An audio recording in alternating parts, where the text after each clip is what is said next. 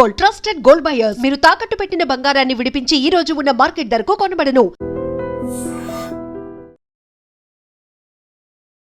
ఏమవుతుంది phone tapping వ్యవహారం అంతా? ఇంత విశృంఖలంగా భార్యాభర్తల ఫోన్లు కూడా వినడం. ఫోన్ ట్యాపింగ్ దాంట్లో సిట్ ముందు మాజీ ఎంపీ సంతోష్ కుమార్ అటెండ్ అయినప్పుడు కవిత కీలకమైనటువంటి వ్యాఖ్యలు చేసింది. నెంబర్ 1 దయ్యము అంటే సంతోషే, సంతోష్ వల్లే గద్దర్ ప్రగతి భవన్ ముందు నిలబడ్డప్పటికీ, లేకపోతే ఈటెల రాజేందర్ లాంటి ఉద్యమకారుడు బీఆర్ఎస్ పార్టీని వదిలిపెట్టినప్పటికి కూడా ఇంకా వాళ్ళకెరక అంటే వాళ్ళంతా ఇంటర్నల్గా ఉంటుంది కదా, కుటుంబ సభ్యులు కాబట్టి వాళ్ళకి ప్రతి సమాచారం మీద అవగాహన ఉంటుంది కాబట్టి వాళ్ళకి. సో ఈటెల రాజేందర్ బయటకు వచ్చేసిండు. 7 సార్లు ఎమ్మెల్యే, తర్వాత ఎంపీ. ఎట్లా ఉంది ఇప్పుడు మీకు? బీఆర్ఎస్ పార్టీ బాగుందా, బీజేపీ బాగుందా అంటే ఏం చెప్తారు? ఇది ముళ్ళబాట, ఇది మంచి నేషనల్ హైవే లెక్క రాచబాట కాదు. ఇప్పుడు ఈరోజు సాయంత్రం ఆరూరి రమేష్ మళ్ళీ బీఆర్ఎస్ నుంచి బీజేపీలోకి వచ్చారు. బీజేపీ నుంచి మళ్ళీ ఇమ్మీడియట్గా ఘర్ వాపసీ లాగా వెళ్ళిపోయి బీఆర్ఎస్లో జాయిన్ అయిపోతున్నారు. అంటే బట్టలు మార్చినంత తేలికగా రాజకీయ పార్టీలు మారే పరిస్థితి.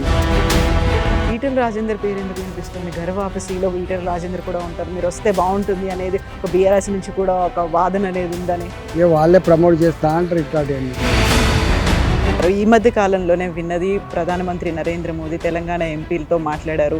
ఆ తర్వాత ఛత్తీస్గఢ్, మిగతా రాష్ట్రాల ఎంపీలతో మాట్లాడినప్పుడు ఇక్కడ మనం అనుకున్నంతగా చెయ్యట్లేదు, ఓవైసీని చూసి నేర్చుకోండి, సోషల్ మీడియా కావచ్చు, మిగతాది ఏదైనా కానీ మాట్లాడరా, నో కామెంటా? ఎందుకని మూడ్ ఆఫ్లో ఉన్నట్టు అనిపిస్తుంది నాకు. ఎందుకని వెనకబడుతున్నారు? మోదీ గురించో లేకుంటే కేంద్ర పథకాల గురించో చెప్పలేకపోతున్నారు? ఢిల్లీకి సౌత్ చాలా దూరం అయిపోయింది.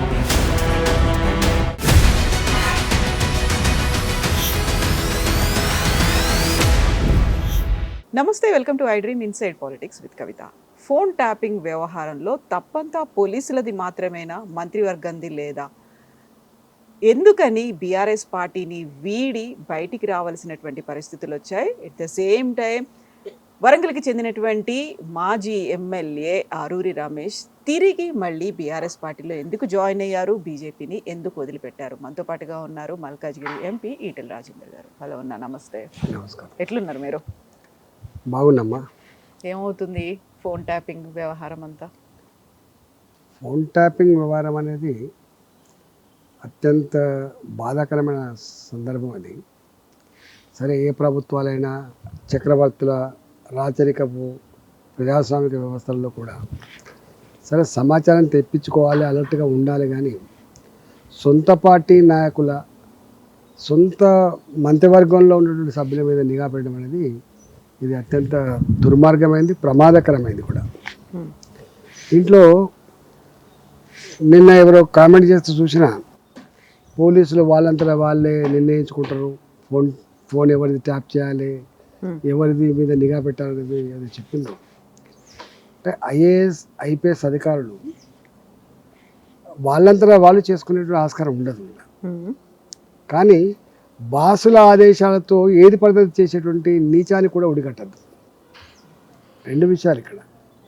ఐఏఎస్లకు ఐపీఎస్లకి పైన సమాచారం లేకుండా, ముఖ్యమంత్రితో సమాచారం లేకుండా, హోంమంత్రులతో సమాచారం లేకుండా వీళ్ళుగా ఫోన్ ట్యాప్ చేసుకొని వినేటువంటి అధికారం ఉండదు. అట్ ద సేమ్ టైం బాసులు చెప్పంగానే అన్ని పద్ధతులు పక్కకు పెట్టి, ప్రజాస్వామికమైన విలువలు కానీ బాధ్యతలు కానీ చట్టాన్ని పక్కకు పెట్టి వాళ్ళైతే హుజూర్ పోస్టుల కోసం ఎగబడి పనిచేస్తారో అది తప్పు. దీని మీద అంతకుముందు కూడా ఫోన్ ట్యాపింగ్ ఉండొచ్చు, కానీ బయటికి రాకపోవచ్చు. ఇది విశృంఖలంగా జరిగింది కాబట్టి, ఇది మరీ ప్రమాదకర స్థాయికి ఎదిగింది కాబట్టి ఇవాళ ఇది బయటకు వచ్చింది. దీని మీద ఏదో సిట్ అయితే వేసిందో సమగ్రమైన దర్యాప్తు జరిపించాలి. దీంట్లో ఎవరైతే దోషులుగా ఉన్నారో వాళ్ళని పనిష్ చేయాలి. అన్నిటికంటే ముఖ్యంగా ఇట్లాంటి సంఘటనలు మళ్ళీ పునరావృతం కాకుండా ఈ సిట్ రిపోర్ట్ రేపటి చర్యలు దోహదపడతాయని చెప్పి ఆశిస్తున్నాం. సో సిట్ అనేది ఇప్పుడు విచారణ జరుపుతోంది. అది ఎడతెగని ఒక సీరియల్లా కొనసాగుతోంది, కాలక్షేప కథ చిత్రంలాగా ఉంది అనేటువంటి మాటల్ని బీఆర్ఎస్ లీడర్లు చెప్తున్నారు. బట్ అక్కడ నిజంగా ఏం జరిగింది, ఎవరు చేయించారు, ఎందుకు చేయించారు అనేది ఏదైనా బయటకు వస్తుంది? పాత్రధారులు, సూత్రధారులు ఎవరు, బాధ్యులు ఎవరు, బాధితులు ఎవరు, ఇవన్నీ బయటకు వస్తాయని మీరు అనుకుంటున్నారా?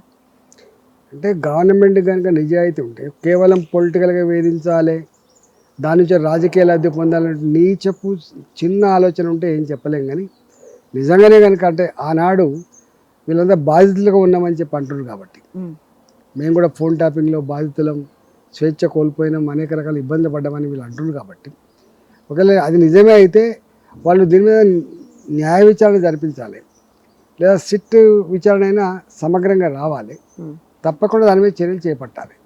ఇది మళ్ళీ పునరావృతం కాకుండా ఉండాలని నేను చెప్తుందో అది జరిగి తీరాలి. పునరావృతం కాకుండా ఉండాలి అంటే ఇప్పుడున్నటువంటి కాంగ్రెస్ ప్రభుత్వం కూడా ఫోన్ ట్యాపింగ్లు చేయిస్తోంది అనేటువంటి మాట అటు బీజేపీ లీడర్లు, బీఆర్ఎస్ లీడర్లు కూడా చెప్తున్నారు కదా. ఎక్కడ పోతే తప్పించుకోజాలరు. అంటే గింత జరిగిన తర్వాత గింత అసహించుకునే స్థాయికి ఎదిగిన తర్వాత మళ్ళీ ఇప్పుడు అదే ఏ కాంగ్రెస్ ప్రభుత్వం అయితే ఏ కాంగ్రెస్ పార్టీ అయితే అన్నట్టు విమర్శించిందో, ఇవాళ అదే కాంగ్రెస్ పార్టీ అధికారంకి వచ్చిన తర్వాత మళ్ళీ వాళ్ళు కూడా గదే చిల్లర పనిచేస్తే తప్పకుండా మూల్యం చెల్లించక తప్పదు. ఇది మంచిది కాదు. సో మీకు అనిపిస్తుందా ఈ ప్రభుత్వం కూడా చేస్తోంది ఫోన్ ట్యాపింగ్ అని? అంటున్నారు కొద్దిమంది. ఇప్పుడు సంఘ విద్రోహ శక్తులు కావచ్చు, రక్షణ సంబంధించిన వ్యవహారాలలో ఎవరు తలదూర్చి జాలరు. ప్రభుత్వాలకు, పోలీస్ డిపార్ట్మెంట్కి ఆ స్వేచ్ఛ ఉంటుంది. కానీ దాని పేరిట సొంత మంత్రుల, ప్రతిపక్ష నాయకుల మీద నిఘా పెట్టే పద్ధతి మంచిది కాదు. మీకు అనుమానం ఏమన్నా వచ్చిందా ఇప్పుడు వీళ్ళు చేస్తున్నారు ఈ ప్రభుత్వంలో కూడా అదే జరుగుతుంది అనేది? ఇంకా ఎక్కడ వస్తుంది ఇప్పుడే ఎక్కడ ఇంకా సమయం రాలేదా? ఇప్పుడు మళ్ళీ ఎలక్షన్స్ వచ్చినాయి, లోకల్ బాడీ ఎలక్షన్స్ వచ్చినాయి కాబట్టి ఇప్పుడు కొంచెం ఎక్కువ యూజ్ చేసుకుంటారా ఆ టెక్నాలజీని వీళ్ళు? మళ్ళీ ఏం చేస్తారండి? చేసుకొని ఏం ఫాయిదా, ఏం లాభం చెప్పండి? చేస్తుండొచ్చు. ఇప్పుడు మేము హుజురాబాద్ ఎన్నికలు ఉన్నాయి, మొత్తం మాకు సంబంధించిన 100 ఫోన్ల మీద నిఘా పెట్టుకున్నారు. ఇవాళ మాట్లాడినోడు రేపు ఉండకపోవు. ఇవాళ ఏదైనా చిన్న పని వాళ్ళకి సమాజం తెలవగా దాన్ని మొత్తం కబ్జా పెట్టుకునేది. మునుగోడు ఎన్నికలప్పుడు ప్రత్యేక చూసినాము. వీళ్ళు కూడా ఆ పని చేసిన అనుకోండి, ఎన్నడో ఒకనాడు బయటికి రాక తప్పదు. ఎందుకంటే 100కు 100% అధికారులు వాళ్ళ మనుషులే అనే భ్రమలలో ఉంటే తప్పు. ఇవన్నీ ఘర్షణలో భాగంగా అప్పుడప్పుడు బయటకు వస్తూ ఉంటాయి. అధికారుల మధ్య ఉండేటువంటి ఆధిపత్య పోరు కావచ్చు, అధికారులలో ఉన్నటువంటి డివిజన్ కావచ్చు, లేకపోతే అందులో కూడా కొంతమంది అణచివేతకు గురైన వాళ్ళు ఉంటారు, ఇబ్బందికి గురైన వాళ్ళు ఉంటారు. కాబట్టి ఇట్లాంటి ఘర్షణలలో ఏదో ఒకనాడు తప్పకుండా ఇలాంటి బయటికి వస్తాయి. ఆ విషయాన్ని మర్చిపోవద్దు. సో ఇప్పుడు ఈ సిట్ విచారణలో వస్తున్నటువంటి లీక్ అని బీఆర్ఎస్ అంటున్నప్పటికి కూడా చాలా కీలకంగా మాట్లాడుతున్నది, అక్కడ ఒక పెద్ద ఆయన చెప్పారు కాబట్టి చేశారనేది, పేపర్ల మీద నెంబర్లు రాసి ఇచ్చారని. ఆ బిగ్ బాస్ ఎవరని మీరు అనుకుంటున్నారు? అటు పోలీస్ ఆఫీసరా? జనరల్గా ఒక్కటేనండి, ఇవన్నీ దీంట్లో ఇటు అటు ఎరవడంతో పూసి కొట్టాల్సిన అక్కర్ లేదు, ముసలగుద్దులాటే చెప్పాల్సిన అక్కర్ లేదు. బాజాప్తా లా అండ్ ఆర్డర్ ఎప్పుడు ముఖ్యమంత్రి దగ్గరనే ఉంటుంది. బాజాప్తా ఇంటెలిజెన్స్ వ్యవస్థ జవాబుదారితనం ముఖ్యమంత్రికే ఉంటుంది, రిపోర్ట్ ఇస్తుంది. బాజాప్తా ముఖ్యమంత్రి గారే మొత్తం వ్యవస్థలు ఎట్లున్నాయి, ఎట్లా నడుస్తున్న రిపోర్ట్ తీసుకుంటారు. కాబట్టి ఫోన్ ట్యాపింగ్ వ్యవహారంలో ముఖ్యమంత్రి గారి సంబంధం లేకుండా ఎట్లుంటుందండి? సో బ్లాక్మెయిలింగ్ చేసిండ్రా, లేకుంటే వాళ్ళు లబ్ధి పొందాలని అనుకున్నారా? ఆర్థికంగా వీళ్ళకి కావాల్సినటువంటి ఫెసిలిటీస్ అన్నీ వచ్చాయా? దేనికోసం యూజ్ చేశారు అసలు? అది రిపోర్ట్ వస్తా కానీ తెలియదు. జనరల్గానేమో ప్రతిపక్షంలో ఉన్నటువంటి ఎమ్మెల్యేలను, నాయకులను వేధించడానికి ఒకటి కావచ్చు, ఎన్నికలు ఉన్నప్పుడు ఊడగొట్టడానికి కావచ్చు, ప్రతిపక్ష పార్టీల సమాచారం తీసుకొని వాళ్ళని వీకెండ్ చేసేదాంట్లో వాడుకోవచ్చు, లేదా కొంతమంది దాన్ని అడ్డం పెట్టుకొని విశృంఖలంగా డబ్బుల ఎక్స్ట్రాక్షన్ కోసం కూడా వాడుకోవచ్చు, డబ్బుల వసూలు కోసం కూడా వాడుకోవచ్చు. కొంతమంది వ్యాపారవేత్తల్ని, పారిశ్రామికవేత్తల్ని బ్లాక్మెయిల్ చేసి కూడా వాడుకోవచ్చు. ఒకసారి దీనికి అలవాటు పడిన తర్వాత దాంట్లో ఎవరైతే బాధ్యులుగా ఉన్నటువంటి అధికారులు ఉంటారో వాళ్ళు 4 చేయాలంటే వాళ్ళకు 4 చేసి పెడతారు, ఇంకో 4 బయట కూడా చేసి ఉంటారు కదా. సో ఇప్పుడు ఇజ్రాయెల్ నుంచి టెక్నాలజీని తెచ్చుకున్నారు, దానికి బీఆర్ఎస్ దగ్గర ఉన్నటువంటి డబ్బులతోనే దాన్ని కొని తెచ్చుకున్నారు అనేటువంటి మాట. ఇప్పుడు ఇజ్రాయెల్ అనగానే మనకు దేశ రక్షణలో, మన డిఫెన్స్ కోసమో, విద్రోహ శక్తులు చేతిలో పడకుండా ఉండడానికి అనేది ఆ టెక్నాలజీని యూజ్ చేశారు అనే మాటని మీరేమంటారు?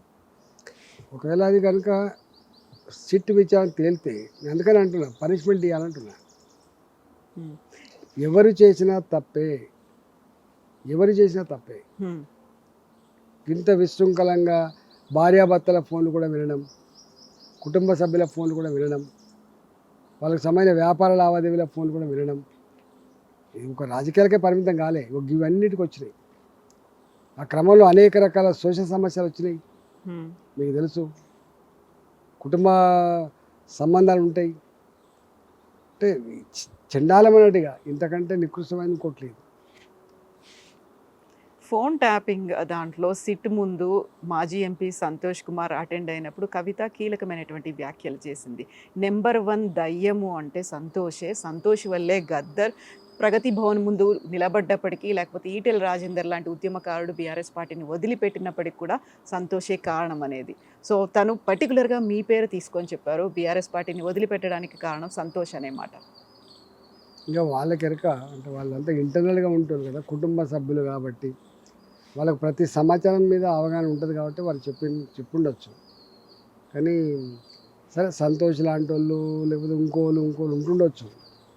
కానీ తర్కించుకోవాల్సింది, దాన్ని క్రాస్ చెక్ చేసుకోవాల్సింది, దాన్ని రెక్టిఫై చేసుకోవాల్సింది ఎవరు? బాధ్యులే కదా, ముఖ్యమంత్రి గారు చేసుకోవాలి కదా. పార్టీ నడిపే పెద్ద ఆయనే చూసుకోవాలి కదా అంటున్నాడు. మస్తు మంది వచ్చి మస్తు చెప్తా అంటారు, ఎక్కించినోడు ఎక్కిస్తా అంటాడు, తప్పుడు సమాచారం ఇచ్చినోడు తప్పుడు సమాచారం ఇస్తూ ఉంటాడు, లేకపోతే ఆయన సైకాలజీ ప్రకారంగా ఆయనకి ఏ సమాచారం ఇస్తే నష్టడో ఆ సమాచారం ఇస్తుండొచ్చు. కానీ అంతిమంగా మంచి ఏంది చెడేంది, ఏది చేయవచ్చు ఏది చేయకూడదు నిర్ణయించుకోవాల్సింది పెద్ద ఆయన కదా, బాధ్యులు వారే కదా అల్టిమేట్గా. సో పెద్ద ఆయన అంటే సీఎంఏ, అంతే. మాజీ సీఎం. ఫోన్ ట్యాపింగ్ అనే వ్యవహారం ముఖ్యమంత్రి గారికి తెలియకుండా జరిగే ఆస్కారం లేదు. జరిగింది అనుకో, మనకి పనిష్మెంట్ అంటే మరి తీవ్రమైన పనిష్మెంట్ ఇవ్వాలి. ఏముండాలంటారు పనిష్మెంట్ అంటే? ఏముంటుందని చట్టం ప్రకారం ఉంటాయి, చట్టాలు ఉన్నాయి కదా. సో ఇప్పుడు సిట్ చాలా ఖచ్చితంగా పనిచేస్తుంది, కఠినమైనటువంటి శిక్షలు తీసుకుంటుంది, జైలుకి పంపిస్తుంది అని మీరు అనుకుంటున్నారా? చూడాలి. అంటే రాజకీయ అవసరం కోసం వాడుకుంటారా, బ్లాక్మెయిలింగ్ కోసం వాడుకుంటారా, నిజంగానే ప్రజాస్వామికమైన విలువల్ని కానీ వ్యక్తుల స్వేచ్ఛను కానీ కాపాడతారనేది వేచి చూడాలి. ఇప్పుడు మీరు ఆ ఇంట్రోస్పెక్షన్ అనేది పెద్ద ఆయన చేశారని మీరు అనుకుంటున్నారా? ఇంతకాలంలో ఫోన్ ట్యాపింగ్ కావచ్చు, మిగతా అన్ని వ్యవహారాలకి సంబంధించి ఏం జరిగింది, పార్టీకి ఎందుకు నష్టం వచ్చింది, లేకుంటే కవిత ఇప్పుడు ఎందుకు అలా మాట్లాడుతుంది, వీటి మీద ఎప్పుడైనా ఆయన అంతర్మదనం అయిందంటారా? ఆ విషయం నాకు ఎక్కడ తెలుస్తుంది, కానీ వారికి తెలియకుండా ఏం జరగడానికి కదా ఆస్కారం ఉండదండి, గింత పూర్తి తెలుసు. సో ఈటెల రాజేందర్ బయటకు వచ్చేసిండ్రు, 7 సార్లు ఎమ్మెల్యే, తర్వాత ఎంపీ. ఎట్లా ఉంది ఇప్పుడు మీకు? బీఆర్ఎస్ పార్టీ బాగుందా, బీజేపీ బాగుందా అంటే ఏం చెప్తారు? వీళ్ళుండే సమస్యలు అందులో ఉంటాయి. రాజకీయాలు అంటేనే సమస్యలు, రాజకీయాలు అంటేనే వైరుధ్యాలు, రాజకీయాలు అంటే ఆధిపత్య పోరు, ఇవన్నీ ఉంటాయి. ఇవన్నీ లేకుండా రాజకీయాలు లేవు. ఇది ముళ్ళబాట, ఇది మంచి నేషనల్ హైవే లెక్క రాచబాట కాదు, ఇది ముళ్ళబాట. రాజకీయాల్లో ఇప్పుడే కాదు, ఇళ్ళ ఉన్నంతకాలం రాజకీయాల్లో ఉన్నంత వరకు ముళ్ళబాట అని చెప్పి అనుకోవాలి తప్ప ఇది పూలబాట అని మాత్రం అనుకోవడానికి వీల్లేదు.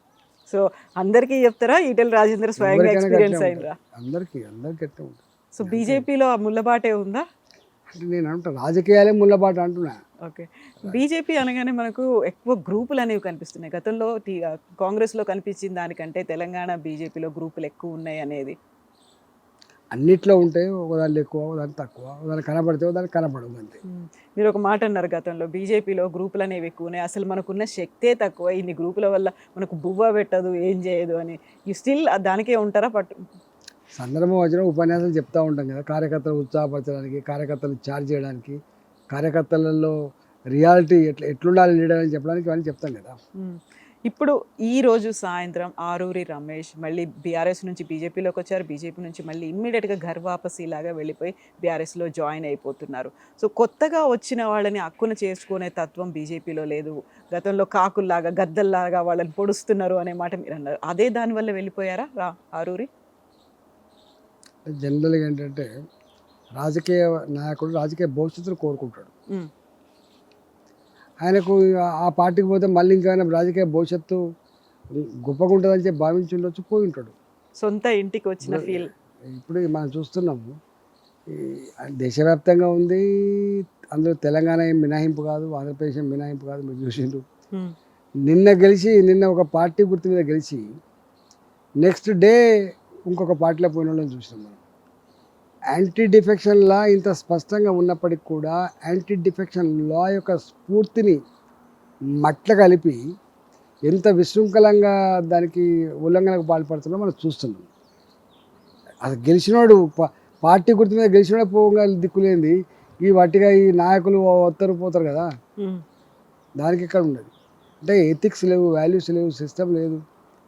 అందుకని ఏ నాయకుడు అడుక్కోవాల్సి వస్తుంది, నువ్వు ఏ పార్టీలో ఉన్నావు ఇప్పుడు అని. ఇంతకుముందు బీజేపీ రామరెడ్డి, కాంగ్రెస్ పార్టీ రామరెడ్డి, ఇట్లా ఇట్లా ఇట్లా పేర్లు ఉండేవి. అసలు ఒక మాట చెప్పాలంటే ఒకనాడు ఒక ఇంటి మీద కాకి ఇంకో ఇంటి మీద వాడడానికి వీలు లేదు. పొలిటికల్ అంత రైవల్రీస్ అంత అది ఉండేది. తర్వాత ఒక మనిషి పార్టీలో ఎంటర్ అయినంటే సచ్చిదాకా అదే పార్టీలో ఉండే కల్చర్ ఉండేది. కానీ ఇప్పుడు అట్లా కాదు. ఇవాళ ఈ పార్టీలో ఉంటాడు, మళ్ళీ తెల్లారే ఇంకొక పార్టీకి పోతాడు, మళ్ళీ అక్కడ నచ్చకపోతే అక్కడి నుంచి మళ్ళీ ఇంకొక పార్టీకి పోతాడు. అంటే బట్టలు మార్చినంత తేలికగా రాజకీయ పార్టీలు మారే పరిస్థితి కనబడుతున్నప్పుడు ఇది ప్రజాస్వామ్యానికి మంచిది కాకపోవచ్చు. ఇది విరగొనగా ఎక్కడో విరిగిపోతుంది. సో రాజకీయాల్లో శాశ్వత శత్రువులు, శాశ్వత మిత్రులు ఉండరు అన్నట్టుగా ఇప్పుడు వాళ్ళు దాన్ని ఒక బెస్ట్ ఎగ్జాంపుల్ లాగా తీసుకోవచ్చు కదా. అంటుండ్రు కదా, ఇప్పుడు జరుగుతుంది కదా. ఇది ఒకటే ఎందుకంటే అనేక ఉన్నాయి. బీజేపీ ఆరూరి రమేష్ని ఎందుకని మిస్ చేసుకుంది? ఆయనలాగా తెలంగాణలో first term, second term elections అప్పుడు అంత మెజారిటీ వచ్చినటువంటి లీడర్లు ఎక్కువ కనిపించలేదు. అలాంటి ఒక పవర్ఫుల్ లీడర్ మీ దగ్గరకు వచ్చిన తర్వాత మళ్ళీ ఇమ్మీడియట్గా వెళ్ళిపోవడం ఏంటి అసలు? ఇలా మా పార్టీలో వ్యక్తుల ప్రాముఖ్యత కంటే కూడా పార్టీ ప్రాముఖ్యతకు ఎక్కువ విలువిస్తారు. బాగానే వస్తుంటారు, పోతుంటారు, పెద్ద పట్టించుకోరు. ఈటెల రాజేందర్ పేరు ఎందుకు వినిపిస్తుంది? గర్వాపసిలో ఈటెల రాజేందర్ కూడా ఉంటారు, మీరు వస్తే బాగుంటుంది అనేది ఒక బీఆర్ఎస్ నుంచి కూడా ఒక వాదన అనేది ఉందని. ఇక వాళ్ళే ప్రమోట్ చేస్తా అంటారు, ఇట్లాంటివన్నీ వాళ్ళే ఇట్లాంటివి ప్రమోట్ చేస్తారు. వాళ్ళని అడగండి, చెప్తారు. మీరేమంటారు? నేను అనేకసారి చెప్పున్నా, మళ్ళీ ఏం చెప్తా, అది అరిగిపోయింది. మళ్ళీ అదే ఎందుకు వస్తూ ఉంటుంది ఊరికే? వాళ్ళకు అంధకారం కనబడ్డప్పుడు, ఓకే, వాళ్ళకి అంధకారం కనబడ్డప్పుడు, లేదా వాళ్ళకు అధికారాన్ని మళ్ళీ చేజిక్కించుకోవాలంటే ఆడటం ఉన్నప్పుడు, రకరకాల అవసరాల కోసం ఇట్లాంటివి చేస్తూ ఉంటారు. ఇప్పుడు బీజేపీ ఎట్లుందంటారు మీరు? బీజేపీలో మీరు కంఫర్టబుల్గా ఉన్నారా, లేకుంటే గ్రూపుల వల్ల కొంచెం ఏమైనా ఉక్కిరిబిక్కిరి అవుతుందా, సఫకేషన్ లాగా ఉందా మీకు?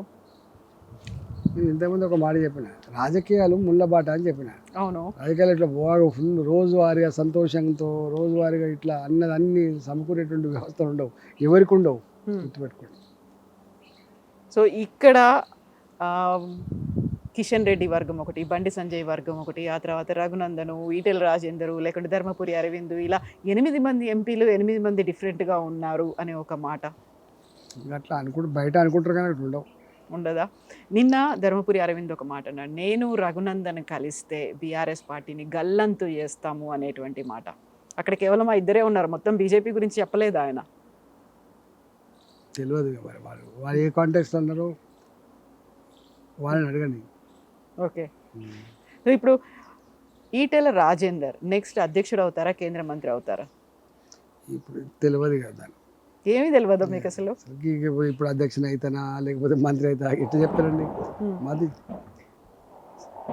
సో ప్రధానంగా రామచందర్ వచ్చిన తర్వాత కావలసినటువంటి, లేకుంటే అంత పవర్ఫుల్గా ఉండాల్సినంత బీజేపీ లేదు, అంత అగ్రెసివ్నెస్ కనిపించట్లేదు, చాలా సాఫ్ట్గా ఉండడం అనేది కలిసి రాలేదు అనేటువంటి ఒక మాట ఉంది. సో అందుకని బండి సంజయ్ని మళ్ళీ అధ్యక్షుడిగా తీసుకొస్తారు, మిమ్మల్ని కేంద్ర మంత్రిగా తీసుకెళ్తారు అనే మాట.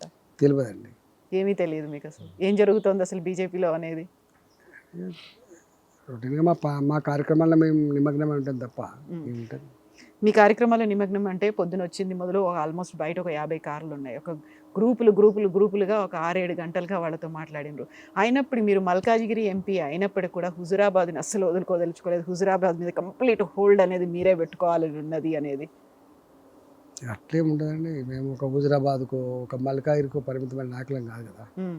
మేము జనరల్గా మొత్తం తెలంగాణ వ్యాప్తంగా ఎక్కడ పోయినా ఓ తెలంగాణ ఉద్యమకాడిగా ఉంటుంది. తెలంగాణకు ఆనాడు ప్రజలకి ఎక్కడ సమస్య వచ్చినా వాలిపోయే బిడ్డగా, తెలంగాణ సమాజానికి ఎక్కడ గింత ఇబ్బంది జరిగినా పోరాటం చేసినటువంటి బిడ్డగా మాకు గుర్తింపు ఉంటుంది. రాష్ట్ర మంత్రిగా పనిచేస్తే, మంత్రి అంటే ఒక జిల్లాకు మంత్రి ఉన్నాడు కదా, టెక్నికల్గా జిల్లాలో ఉన్నప్పటికీ కూడా తెలంగాణ వ్యాప్తంగా పరిచయాలు ఉంటాయి కదా. ఇప్పుడు బండి సంజయ్ హుజురాబాద్ నుంచి ఆయన కంటెస్ట్ చేయాలనుకుంటున్నారు నెక్స్ట్ అసెంబ్లీ ఎన్నికల వరకు, అప్పుడు ఈటెల రాజేందర్ ఏం చేస్తారు? తెలియదు మరి నాకు, ఆయన అట్లా చేస్తుండొచ్చు ఆయన. మరి మీరేం చేస్తారు అప్పుడు? మీది నేనేం చేయాలని నేను నిర్ణయించుకుంటా. దానికి చాలా టైం ఉందా? టైం ఉంది కదా, చాలా టైం ఉంది కదా. ఇప్పుడు ఎందుకు, ఇప్పుడు ఇంకా 3 ఏళ్ళు ఉండదు ఎలక్షన్స్. సో ఈటెల రాజేందర్ బండి సంజయ్ మధ్యలో అన్ని పాసిఫై అయిపోయినాయా కరీంనగర్కి సంబంధించి? ఊహాగానాలకు సంబంధించిన ప్రశ్నలకు ఆన్సర్ ఆయన ఉండదు. సో మీడియా ముందు కూడా మాట్లాడినటువంటి మాటలు, లేకుంటే కరీంనగర్ లీడర్ల మీద ఒక ఇండైరెక్ట్గా మాకు చేసినటువంటి స్ట్రాంగ్ స్టేట్మెంట్లు, కామెంట్లు. సందర్భాన్ని బట్టి మాటలు వస్తాయి కదా, సందర్భాన్ని బట్టి, అప్పుడున్నటువంటి సర్కమ్స్టాన్సెస్ని బట్టి, అప్పుడున్న భౌతిక పరిస్థితిని బట్టి, అప్పుడున్న వాడిని బట్టి, వెడిని బట్టి, జరిగిన పరిణామాలను బట్టి మాట్లాడుతుంటాం కదా. ఆనాడు మాట్లాడి మళ్ళీ ఇలా మాట్లాడేది రేపు మాట్లాడకపోవచ్చు కదా, సందర్భాన్ని బట్టి ఉంటుంది. సో అంతా కలిసికట్టుగానే ముందుకు కలిసి వెళ్తారా? తప్పకుండా అనుకుంటున్నాం అంటే. అనుకుంటున్నారు. అది కేవలం ఈటెల రాజేందర్ అనుకుంటున్నాడా? అందరి దగ్గర నుంచి కూడా అదే మాట ఉందా? అందరూ అనుకోవాలి కదా, లీడర్ అంటూ కూడా మొట్టమొదటి ఉండాల్సిన క్యారెక్టరే కలిసిమెలిసి పనిచేయాలనే క్యారెక్టర్ ఉండాలి.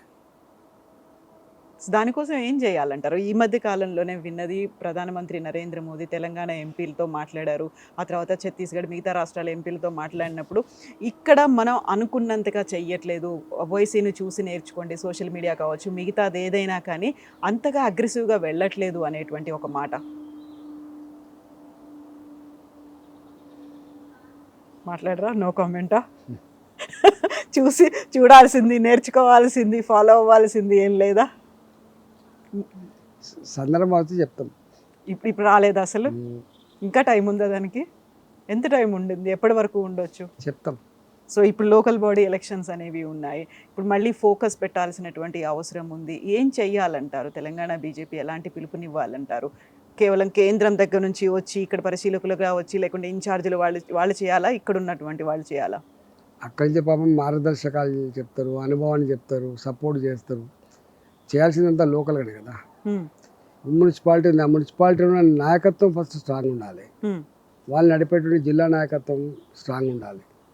అంతే తప్ప ఎక్కడో ఢిల్లీలో ఉన్న వాళ్ళకు పాపం ఈ మున్సిపాలిటీ ఎన్నికల దగ్గరికి వచ్చి డైరెక్ట్గా ఎన్నికల ప్రచారం చేసే ఆస్కారం కానీ స్ట్రాటజీ చేసే ఆస్కారం అవసరం లేదు. లోకల్ ఉంటారు చేసుకుంటారు. ఓకే.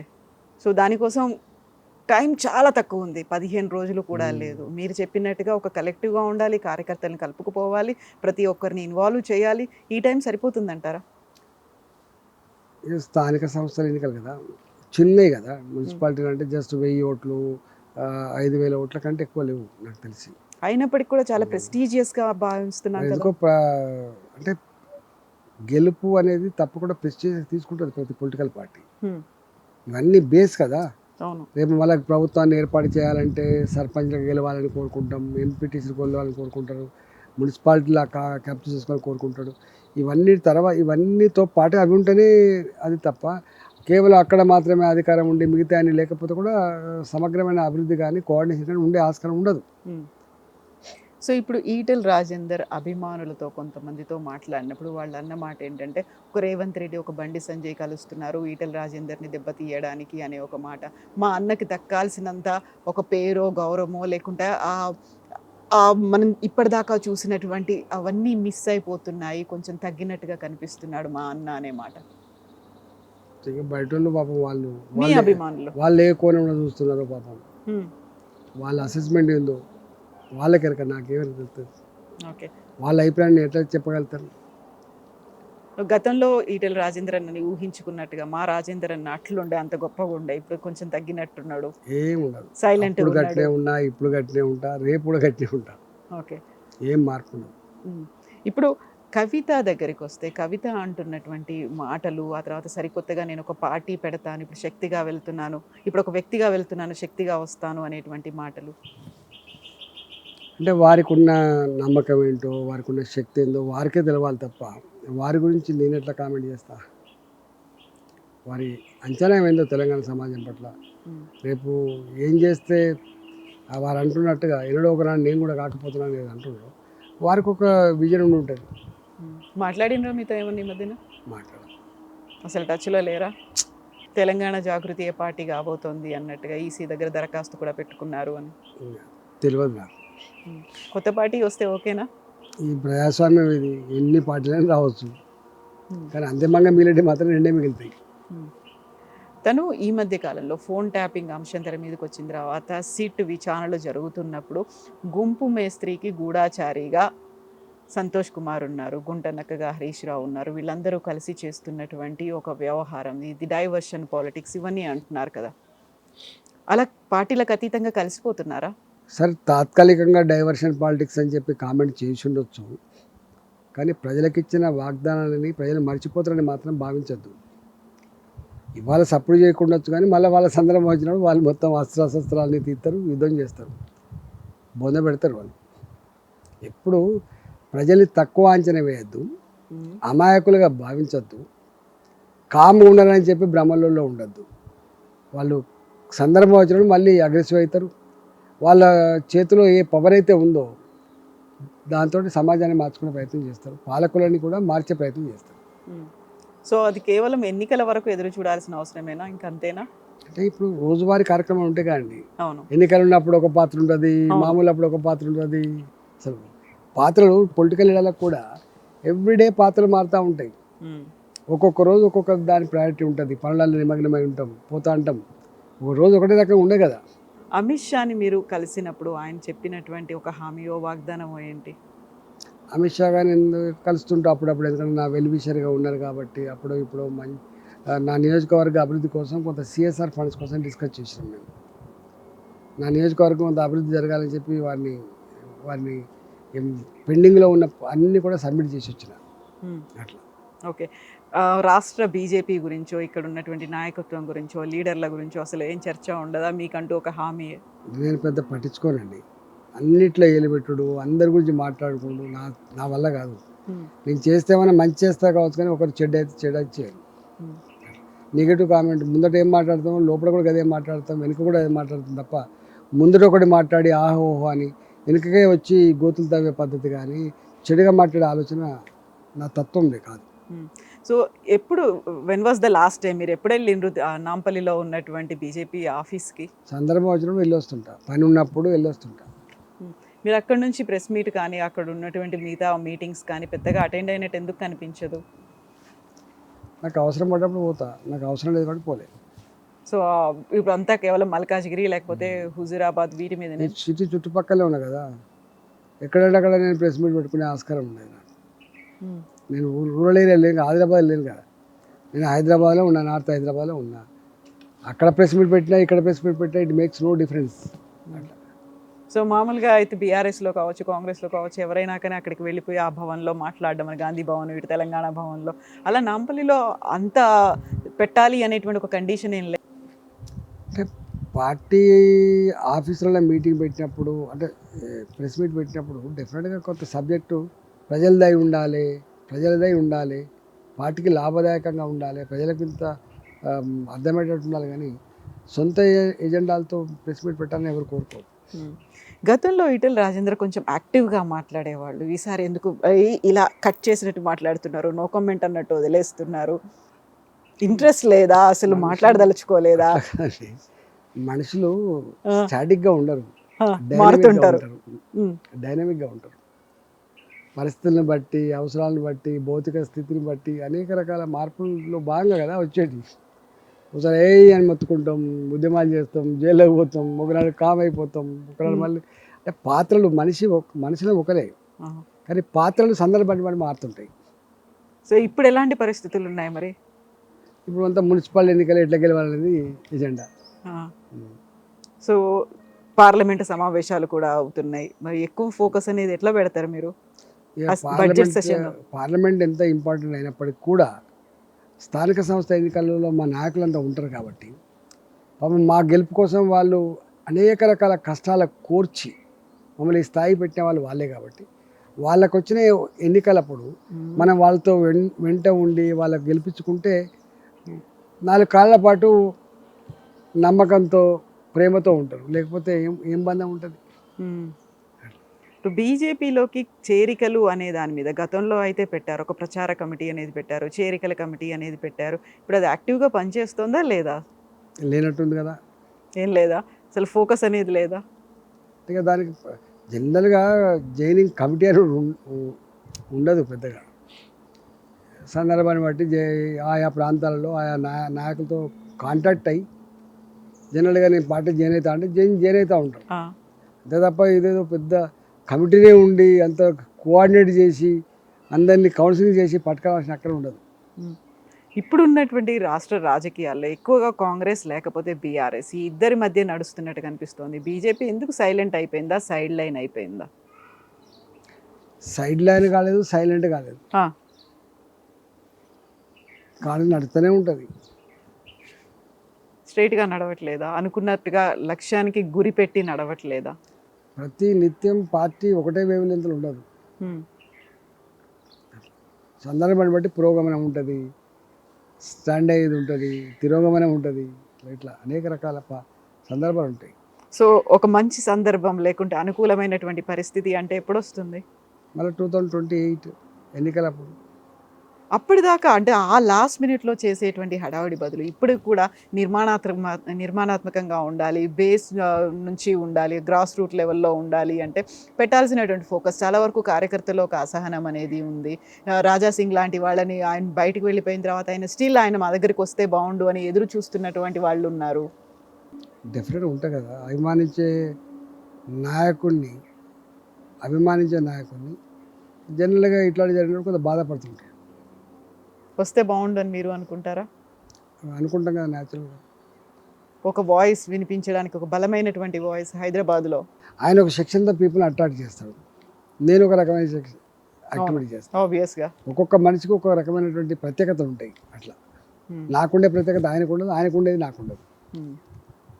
సో ఇప్పుడు హైదరాబాద్ ఎంపీ అసదుద్దీన్ ఓవైసీ ఈ మధ్య కాలంలో ఒక మాట మాట్లాడారు. అంటే బీజేపీ లీడర్ నవనీత్ రాణా అన్నారు, సో హిందువులని నెంబర్ పెంచుకోవాల్సినటువంటి అవసరం ఉంది, కొంతమంది దీన్ని పాకిస్తాన్గా మార్చే ఉద్దేశంతో జనాభాని ఎక్కువగా పిల్లల్ని కంటున్నారు అని ఆయన అన్నారు. నాకు 6 పిల్లలు, మీరు కావాలంటే 8 మందిని కనండి అనేది. పిల్లలు పెంచుకోవడం ఇప్పుడున్న పరిస్థితుల్లో వీళ్ళు చెప్తానో వాళ్ళు చెప్తానో పిల్లలు కానీ పరిస్థితి లేదు.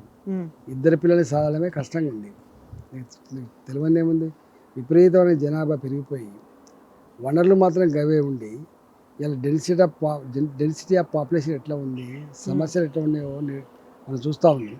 ఇప్పుడు ఇంకా మీరు 10 మంది పిల్లల్ని కానివ్వండి, 20 మంది పిల్లల్ని కానివ్వండి నినాదం ఇచ్చేది తప్పు. ఓకే, ఈ 2 ప్రభుత్వాలు చూసిన తర్వాత బీఆర్ఎస్ 10 ఏళ్ల పాలన, కాంగ్రెస్ చూసిన తర్వాత ఏమనిపిస్తోంది? ఈ 2 ఏళ్ల పాలన చూసిన ప్రజలు బాధపడుతున్నారు. తెలంగాణ గిందు కోసం కాదు కదా తెచ్చుకున్నది, తెలంగాణ రాష్ట్రాన్ని తెచ్చుకున్నది ఆకలి కేకలు లేని, ఆత్మహత్యలు లేని ఒక సుసంపన్నమైన తెలంగాణ పేరు చెప్పంగానే ఇట్లా తలకాయ ఎత్తుకునేటట్టు ఉండాలి తప్ప గిట్ల అయిపోయిందనే బాధ ఉంటుంది కదా. ఆంధ్రప్రదేశ్ గట్ల అయిపోయింది, తెలంగాణ గట్ల అయిపోయింది. సో ఆ 10 ఏళ్ళు ఈ 2 ఏళ్ళు అట్లనే ఉందా? ఏం మార్పు లేదా ఈ 2 ప్రభుత్వాల్లో? కొన్ని మార్పులున్నా ప్రజలు ఎక్స్పెక్ట్ చేసినంత మార్పు మాత్రం లేదు. సో గతంలో కాళేశ్వరం ప్రాజెక్టు, ఆ తర్వాత మిగతా ఇవన్నీ చూసి ఇప్పుడు ఫోన్ ట్యాపింగ్ దాకా వచ్చాము. ప్రతిదీ ఇలా ముందుకు వస్తోంది, వెనక్కి వెళ్ళిపోతుంది, దేనికన్నా ఒక కంక్లూజన్ అనేది ఉందా? ఆరోపణలు విమర్శల దగ్గర ఆగిపోయిందా? అనేక రకాల ఆరోపణలు చేసింది వీళ్ళు, అనేక రకాలు చేసిండ్రు. దాని రింగ్ రోడ్డు మీద కూడా చేసిండ్రు. ఇది 7,800 కోట్ల రూపాయలకు అమ్ముకున్నారు అడ్డంగా, ఇది 30,000 కోట్లు 40,000 కోట్లు ఆగిపోయింది. అట్లనే ఫోన్ ట్యాపింగ్ ఇప్పటిదాకా కాలే, కాళేశ్వరం ఇప్పటిదాకా కాలే. అంటే మాట్లాడుతున్నారు తప్ప అది ఎండ్ పాయింట్కి చేరతలేదు. ఎందుకు చేరతలేదో వాళ్ళకెరక. ఎందుకు చేరట్లేదని మీరు అనుకుంటున్నారు? వాళ్ళకెరక, అది వాళ్ళ స్ట్రాటజీ ఏందో వాళ్ళకు ఉంటుంది. నిజమా లేకపోతే దీనిలో ఏం పసలేదా, నిజమా లేదా పసలేదా వాళ్ళు చెప్పాలి కదా. సో మీరు ఆ ప్రభుత్వంలో కూడా ఉండొచ్చారు కాబట్టి నిజంగా ఇవన్నీ పసలేనివేనా, నిజాలు ఉన్నాయంటారా? అందులో ఆరోపణలో నిజమెంత? అంటే ఫోన్ ట్యాపింగ్ ఉందనుకోండి, అది నిజమని తేలిపోయింది, దాని మీద చర్చ పెట్టాల్సి అక్కర్లేదు. కాళేశ్వరం సరే ఇప్పటికే నేను చెప్పుకున్న నా అభిప్రాయాన్ని మళ్ళీ చెప్పాల్సి అక్కర్లేదు. ఓకే, సో 2 ఏళ్ళు ఆ తర్వాత ఇంకొక 3 ఏళ్ళు ఎదురు చూస్తూ ఉండాలి. మరి మీ అభిమానులకి, మీ కార్యకర్తలకి ఏం చెప్తారు మీరు? మా అభిమానులు ఎక్కడ ఊరు, మా అభిమానులు, మా మీద నమ్మకం ఉన్నవాళ్ళు, మాతో కలిసి నడిచిన వాళ్ళంతా మాతో ఉంటారు. సందర్భం వచ్చినప్పుడు యాక్టివ్ అవుతారు, సందర్భం వచ్చినప్పుడు కాముంటారు. సో అదే సందర్భం దీంతోనేనా మీరు టచ్ మీ నాట్ లాగా ముక్తసరిగా ఆన్సర్స్ ఇస్తూ ఈరోజు? ఎందుకని మూడ్ ఆఫ్లో ఉన్నట్టు అనిపిస్తుంది నాకు. ఏమేమో తిరుగుతున్నాయా బ్రెయిన్లో? చాలా తిరుగుతున్నాయా? మేధోమదనమా? ఆపండి. మేధోమదనం అవుతుందా? అది ఎప్పుడు రొటేట్ అవుతూనే ఉంటుంది, మీద ఎప్పుడు పనిచేస్తూనే ఉంటుంది. ఓకే, కాన్స్టెంట్గా పనిచేస్తుంది. ఓకే, ఇప్పుడు వేరే మైండ్లో ఉన్నారు, వేరే మూడ్లో ఉన్నారు కాబట్టి మున్సిపాలిటీ ఎన్నికలు ఉంటాయి కదా, మున్సిపాలిటీ ఎన్నికల మూడ్లో ఉన్నాం. దేశమంతా మోదీ హవా అనేది కనిపిస్తోంది. తెలంగాణలో మాత్రం దాన్ని ప్రచారం చేసుకోవడంలో బీజేపీ లీడర్లే వెనకబడుతున్నారు. 8 మంది ఎమ్మెల్యేలు, 8 మంది ఎంపీలు ఉన్నారు. ఇక్కడ 2 కేంద్ర మంత్రులు, ఇంతమంది రాజ్యసభ సభ్యులు, ఎంపీలు ఉన్నప్పటికీ కూడా ఎందుకని వెనకబడుతున్నారు? మోదీ గురించో లేకుంటే కేంద్ర పథకాల గురించో చెప్పలేకపోతున్నారు. ఢిల్లీకి సౌత్ చాలా దూరం అయిపోయింది. మోడీ గారికి యూపీ, బీహార్ ఆ హిందీ బెల్ట్ అంతా కూడా భారతీయ జనతా పార్టీకి అదొక పట్టుకొమ్మలాగా ఉండేటువంటి ప్రాంతం అది. అక్కడ రాజకీయాలంతా కూడా పార్టీ, జెండా, సిద్ధాంతం ఇట్లాంటి పునాదుల మీద ఉంటాయి. సౌత్కి వచ్చేటప్పటికి అట్లాంటిది ఉండదు. ఇక్కడ ఇక్కడ డిఫరెంట్ ఎజెండా ఉండే ఆస్కారం ఉంటుంది. ఇక్కడ నాయకుల వ్యక్తిగతమైన గ్లామరు, లీడర్షిప్, తర్వాత ప్రజలు వాళ్ళ అవసరాలు, వాళ్ళకు సంబంధించిన ప్రణాళికలు, ప్రభుత్వం పరంగా ఇవన్నీ ఉంటేనే వాళ్ళు వింటారు తప్ప అక్కడలాగా ఉండే ఆస్కారం లేదు. అందుకనే నేను అనుకుంటా సౌత్ని ఇంకా అర్థం చేసుకోవాల్సిన అక్కర ఉన్నది. దీనికి సపరేట్ కార్యాచరణ ప్రకటించాల్సిన అక్కర ఉన్నది. దీనికి సపరేట్గా ఒక ప్రోగ్రామ్ ఇచ్చి పని చేసుకోవాల్సిన బాధ్యత ఉంది. మొత్తం సౌత్ అంటారా? తెలంగాణ మీద ఎట్లా south not only Telangana, Andhra, Karnataka అంటే ఒకసారి అక్కడ ప్రాంతీయ పార్టీలన్నీ కూడా విఫలమైనవి కాబట్టి తప్పకుండా వస్తే కాంగ్రెస్ లేదా భారతీయ జనతా పార్టీ కాబట్టి పెద్ద ఇష్యూ కాదు. ఎక్కడెక్కడైతే ప్రాంతీయ పార్టీలు ఉన్నాయో ఆ ప్రాంతీయ పార్టీలు ఉన్నటువంటి రాష్ట్రాలలో స్పెషల్ ప్రోగ్రామ్ కనుక లేకపోతే అంత ఈజీ కాదు. సో ప్రాంతీయ పార్టీలే రాష్ట్రాలకు ఒక శ్రీరామ రక్ష అనేటువంటి ఒక భావన ఉండేది. మీది కూడా మీ ప్రస్థానం స్టార్ట్ అయింది కూడా ఒక ప్రాంతీయ పార్టీ నుంచే స్టార్ట్ అయింది. సో అక్కడ అవసరాలు ఏమున్నాయి, ప్రజలు ఏం కోరుకుంటున్నారు, వీటన్నిటికీ సంబంధించి ఒక వాయిస్గా ఉండేదే ప్రాంతీయ పార్టీలు అని. వాస్తవంగా చెప్పాలంటే ప్రాంతీయ పార్టీలకు ఉండేటువంటి కన్సర్న్, ప్రాంతీయ పార్టీలకు ఉండేటువంటి అవగాహన రాష్ట్ర ప్రజల పట్ల కానీ రాష్ట్ర అవసరాల పట్ల కానీ జాతీయ పార్టీలకు ఉండే ఆస్కారం లేదు. కానీ ప్రాంతీయ పార్టీలు కుటుంబ పార్టీలుగా మారిపోయి వాళ్ళ సంపాదన ఎజెండాగా మారిపోయిన తర్వాత ఇది తప్పు అని చెప్పి ప్రజలు భావిస్తూ ఉన్నారు. అందుకనే ఉన్నంతలో పారదర్శకంగా ఉండే ప్రభుత్వాలు ఉండాలి. ప్రభుత్వాలు తలెత్తుకొని మా ప్రభుత్వం అని చెప్పుకుంటట్టు ఉండాలి, కానీ తలదించుకునే పద్ధతి ఉండద్దని, స్కాములు లేనటువంటి పద్ధతుల్లో, దోపిడీ లేని పద్ధతులలో మంచి పరిపుష్టమైన ప్రజాస్వామ్యం వర్ధిల్లేటట్టుగా ప్రభుత్వాలు ఉండాలని కోరుకుంటారు ప్రజలు. సో ఇట్లాంటి పరిస్థితుల్లో ప్రజలు ఎవరి వైపు చూస్తారని మీరు అనుకుంటున్నారు? ప్రజలు ఎవరు బాగుంటే వాళ్ళ వైపు చూస్తారు. ఇప్పుడు మోడీ గారు వచ్చిండ్రు 2014లో. మోడీ గారు వచ్చిన తర్వాత ఇంకొకరు దిక్కు చూస్తలేరు. మోడీ గారు వచ్చిన తర్వాత దేశ ప్రజానికం అంతా కూడా దేశం సురక్షితంగా సుభిక్షంగా ప్రపంచ చిత్రపటం మీద భారత ఔన్నత్యం గొప్పతనం ఎదగాలంటే మోడీ గారే దానికి నిజమైనటువంటి నాయకుడు అని చెప్పి ప్రజలు భావిస్తారు. కాబట్టి కశ్మీర్ నుంచి మొదలుపెట్టి కన్యాకుమారి వరకు మీరు అన్నట్టుగా సౌత్లో కూడా అక్కడ స్థానిక సంస్థల్లో గెలవకపోవచ్చు, మేము ఎమ్మెల్యేగా గెలవకపోవచ్చు, కానీ ఎంపీలు వచ్చినప్పుడు మాత్రం కొంత పాజిటివ్ ఉందంటేనే మీకు అర్థం కావాలి. దేశంలో ఎవరు ఉండాలి? మోడీ ఉండాలి. ఏ పార్టీ ఉండాలి? భారతీయ జనతా పార్టీ ఉండాలి. ఇక్కడ ఎక్కడ పేచి లేదు. కానీ అదే మళ్ళీ రేపు సర్పంచ్కి వచ్చినప్పుడు, ఎంపీపీ అయ్యేటప్పుడు, జిల్లా పరిషత్ చైర్మన్ అయ్యేటప్పుడు, లోకల్గా ప్రభుత్వం అయ్యేటప్పుడు డిఫరెంట్గా ఉంది. అందుకని దీన్ని నార్త్నేమో కేంద్ర డబుల్ ఇంజిన్ సర్కార్ అని చెప్పేది అంటారు. అన్ని స్థానిక సంస్థల నుంచి మొదలుపెట్టి పార్లమెంట్ వరకు ఒకటే పార్టీ ఉంటుంది, కానీ ఇక్కడ డిఫరెంట్గా అవుతుందో. అందుకని నేను అంటున్నా సౌత్ని మరింత లోతుగా అధ్యయనం చేయాల్సిన అక్కడ ఉన్నది. ప్రాంతీయ పార్టీలు ఉన్న దగ్గర మరింత ప్రణాళికలు స్పెషల్గా రూపొందించుకోవాల్సి ఎక్కడ ఉన్నది, స్పెషల్ ప్రోగ్రామ్ ప్రకటించుకోవాల్సి ఎక్కడ ఉంది. గతంలో తెలంగాణ ఉద్యమం అయినప్పుడు ఆ తర్వాత వచ్చినటువంటి 2 ఎలక్షన్స్లో కూడా రాష్ట్రానికి రక్ష స్థానికంగా ఉన్నటువంటి ఇక్కడ ప్రాంతీయ పార్టీలే, దేశానికి మాత్రం ఒక బీజేపీ అనేటువంటి భావన, అదే దిశగా ఇండైరెక్ట్గా ఒక మెసేజ్ కూడా వెళ్ళింది. కాబట్టి ఇక్కడ టీఆర్ఎస్ బీఆర్ఎస్ వచ్చింది, అక్కడ బీజేపీ వచ్చింది అనేది మీరు అదే ఫీల్ అయ్యారా ఆ టైంలో? ఇప్పుడు అది మారిందా? నేను ఇప్పటికీ ఏమంటున్నా, ప్రాంతీయ పార్టీలు కుటుంబ పార్టీలుగా మారిపోయిన తర్వాత, రాచరికపు పోకడలు మొదలైన తర్వాతనే ప్రాంతీయ పార్టీలను అసహించుకుంటున్నారు. ఇప్పుడు జాతీయ పార్టీలు వచ్చాయి, ఒకవైపు కాంగ్రెస్, మరోవైపు బీజేపీ. ఇవి వచ్చేసి అక్కడ ఉన్నటువంటి వాయిస్ని చంపేస్తున్నాయి, ప్రాంతీయ పార్టీలు లేకుండా చేస్తున్నాయి. ఇష్యూ వాస్తవంగా మన ప్రాంతీయ పార్టీ మీద విముఖత కలిగిన నాడు జాతీయ పార్టీల వైపు చూసిండ్రు. అందులో జాతీయ పార్టీ భారతీయ జనతా పార్టీ వైపే చూసిండ్రు. కానీ by default Congress party gain అయింది, అది వేరే విషయం. ఎందుకైంది అని అదొక వేరే సబ్జెక్ట్. ప్రజలు చూసింది బీజేపీని మాత్రమే, కాంగ్రెస్ని చూడలే. కానీ బై డిఫాల్ట్ కాంగ్రెస్ పార్టీ అధికారంకి వచ్చింది. లోపం ఎక్కడ కనిపించింది అప్పుడు? ఆ లోపం డిఫాల్ట్ అంటే ఎక్కడి నుంచి వచ్చింది? ఇప్పుడు 2 ఏళ్ళు అవుతుంది, 2 ఏళ్ళు తెలిసిపోతుంది కదా. కాంగ్రెస్ పార్టీకి అధికారం ఇచ్చినప్పటికి కూడా ఏం మార్పు లేదు, మార్పు లేకపోయినా పేన మీద పూలపడ్డాం అనుకుంటాను కదా. సో పెనము పొయ్యి కాదు, మాకు కావాల్సినటువంటి ప్రాపర్గా మాకు రోటీ కపడా కమ్మాక అని అంటారా, లేకపోతే వాళ్ళకి కావాల్సినటువంటి ఒక మంచి జీవనం కావాలి అనుకుంటే బీజేపీ అంటే ఆ ప్రత్యామ్నాయంగా తెలంగాణలో కల్పించాలంటే ఏం చేయాలంటారు? ఉంటుంది కదా, అదో పెద్ద చర్చ, డిబేటబుల్, అదో పెద్ద సబ్జెక్టు. మీరు ఇక్కడ మాకు చెప్పకపోయినప్పటికీ ఇంటర్నల్గా అయినా వినిపిస్తున్నారా? ఇంటర్నల్గా మీరు చెప్పే మాటల్ని వాళ్ళు వింటున్నారా? వింటారు కదా, పార్టీలు ఎందుకు వినవు చెప్పండి. డిబేట్ జరుగుతూ ఉంటాయి, మాట్లాడుతూ ఉంటారు, సీక్రెట్ కాదు కదా. సీక్రెట్ కాదు, కాకపోతే మరి ఆచరణలోకి ఎందుకు రావట్లేదు? వస్తుంది, ఎప్పుడో సందర్భం వస్తుంది, రాకుండా ఎట్లుంటుంది. అప్పటికిప్పుడు మార్పు ఉంది కదా, ఇంకింత మార్చుకోవాల్సి అక్కడ ఉండదు. ప్రభుత్వం రావాలంటే ఏం చేయాలనో అవన్నీ రకాల మార్పులు వస్తే తప్ప ప్రభుత్వం రాదు. మనకు ఒక కెమికల్ చర్య జరగాలన్నప్పుడు దాని నిష్పత్తి పర్ఫెక్ట్గా అయితేనే రియాక్షన్ వస్తుంది అన్నట్టుగా ఇక్కడ కూడా అన్ని సింక్రనైజ్ అయ్యి కోఆర్డినేట్ అయితేనే రిజల్ట్ వస్తుంది. ఒక సమూల ప్రక్షాళన అంటారు అది. అనుకుంటాను మా వాళ్ళు పైన వాళ్ళు ఆల్రెడీ అనుకుంటాను ఇప్పటికే. సమగ్రమైన సమూల ప్రక్షాళనతో పాటుగా సమగ్రమైన ప్రణాళిక ఉండాలి. టైం సరిపోతుంది అంటారా? ఆల్రెడీ 2 ఏళ్ళు పోయాయి, ఇప్పుడు మళ్ళీ 3 ఏళ్లే మిగిలింది. మొన్న మహారాష్ట్ర లోకల్ బాడీ ఎన్నికల్లో మీరు డబుల్ ఇంజన్ సర్కార్ కాదు, ఇది ట్రిపుల్ ఇంజన్ సర్కార్ అని చాలా గొప్పగా సెలబ్రేషన్స్ అన్నీ చేసుకున్నారు. ఇక డబుల్ ఇంజన్ సర్కార్ అనే మాట గత కొన్నేళ్లుగా వింటూ వస్తున్నాము. అక్కడికి ఎంత దూరం ప్రయాణం అని మీరు అనుకుంటున్నారు? అతి దగ్గర, అతి చేరువలో ఉన్నట్టుగా భావిస్తాం. డబుల్ ఇంజన్ సర్కార్కి అతి చేరువలో ఉన్నాము.